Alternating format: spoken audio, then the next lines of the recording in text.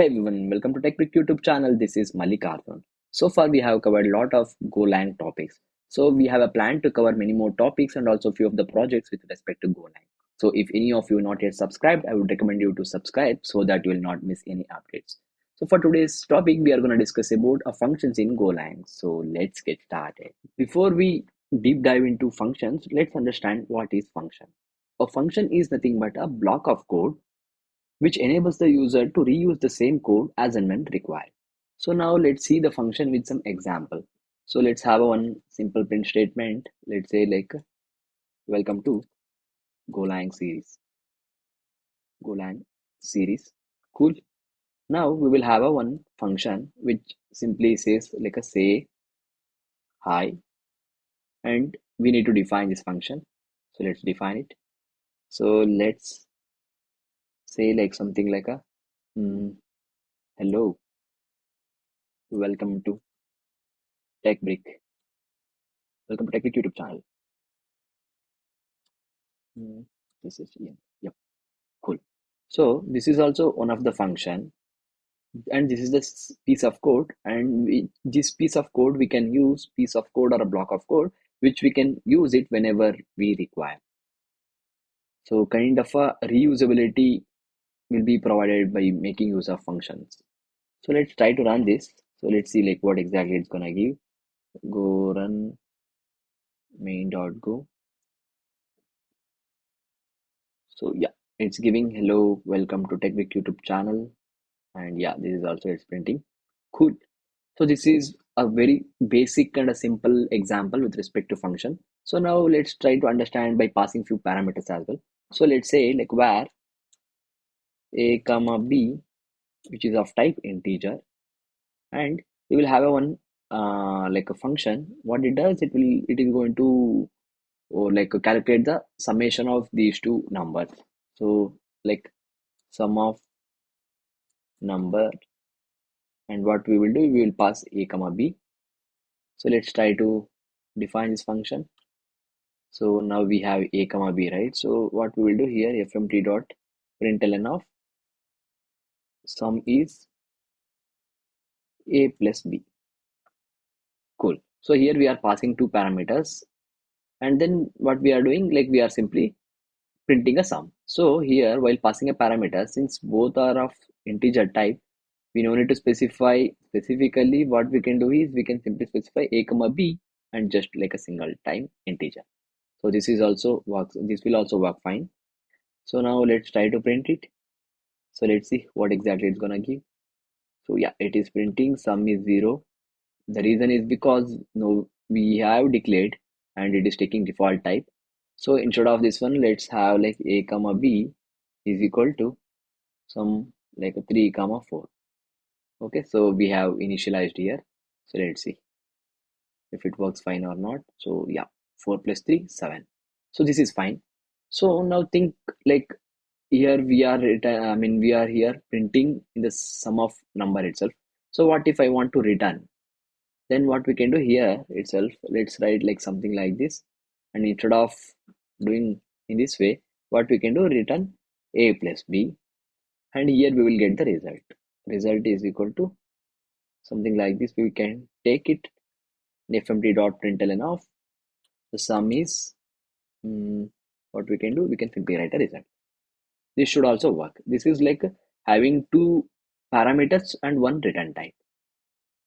So here we no need to specify any like variable or anything. We can simply specify the return type. That is also fine. So sum is 7. Cool. Now we will try to understand what if like we have like n number of parameters or the arguments, and we don't know like how many like arguments we are going to send every single time.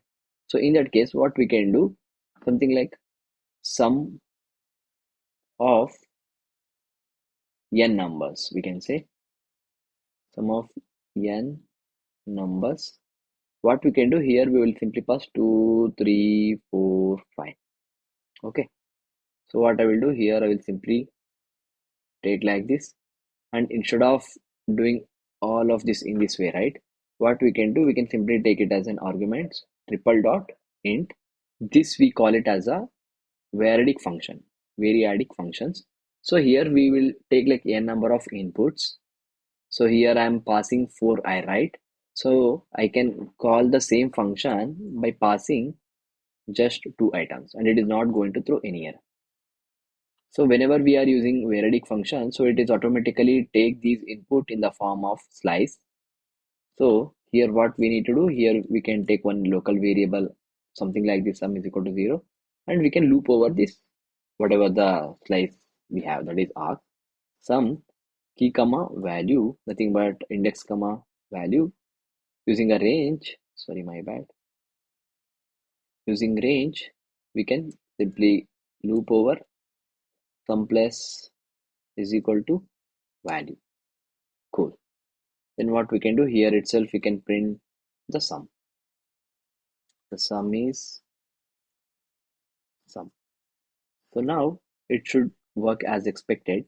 So if I print it, it should give first like 2 plus 3, 5, 5 plus 4, 9, 9 plus 4, 14. So it's giving as expected. Second, we are passing 2, 3. So this is also working as expected. So this is like one like a good thing. Like here we can pass like 4 items, 2 items, 3 items. So n number of arguments. So it should work. Dynamically, it will have the slice with the length and capacity, and thereby we can just simply loop over the slice and we can calculate the sum. So cool. Now we will try to understand like multiple return types as well. So how we can do a multiple return types. So now we will have like something where c comma d int, and what we will do here, c comma d is equal to 4 comma 2 we will take, and what I will do here, I will write a function to divide a number, c comma d. Okay, let's try to define this function now. Cool. And what we will do here, we will have a return type, multiple return types. So we will have int comma error, and I will tell you like why we are taking an error. So first we will simply write return c divided by d, comma if there are no errors we will simply return nil. So this is fine. Now what we will do here, we will again take result and we'll simply try to print it. Okay, here we are returning 2, right? So let's ignore the error for now. fmt.println of result. So instead of directly, uh, what we can do, result is divide. Sorry, my bad. It should be result. Cool. So let's try to run it. Now anyway, we know 4 by 2, it should give us 2. The result is 2. This is fine. So now we need to think of error. Why we have taken error? And if you observe, whenever we are returning more than one return type, then more than one returns, then we need to group these. Otherwise, if I remove this, it is gonna throw error. So we have to group the return types together. However, we are grouping the arguments. So similar way, we have to do it here. So cool.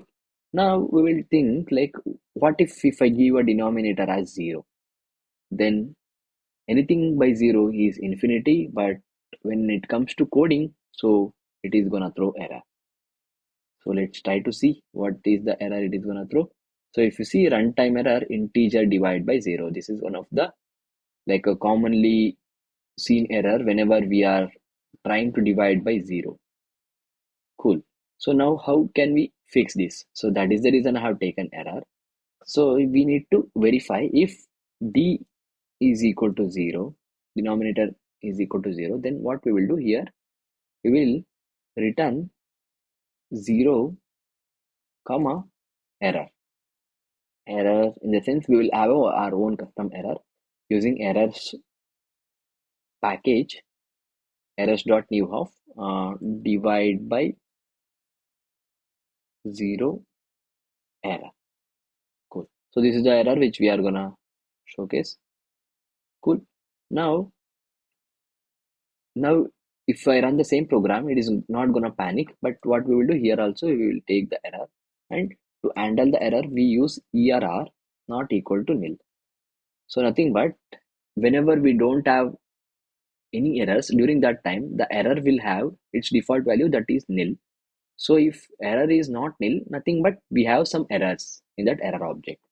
So what we will do, simply here we will try to print mm, we got error, and that error we can print it. That is error dot error. So using this we can print the error message, and here itself we will simply return. The reason is we need to stop the program here. That's the reason. We can use either return, or maybe we can use os.exit of 0 or 1. That is also works fine. So now instead of panicking, our program should work as expected. So my bad. Let's clear the screen.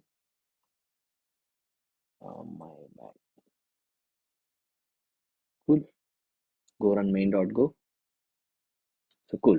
So here it says we got an error, divide by 0 error. Cool. So this is working as expected. So instead of becoming panic or like crashing the program, we are handling properly, and we are having our own custom error message. So cool. And when it comes to function, this is how we can have a multiple return types, and this is how we can handle a different scenarios, and this is how we can pass like a multiple arguments. So this is with respect to basics of function. So if you guys like this video, please do like, share, and subscribe, and also hit a bell icon to never miss an update. Thank you.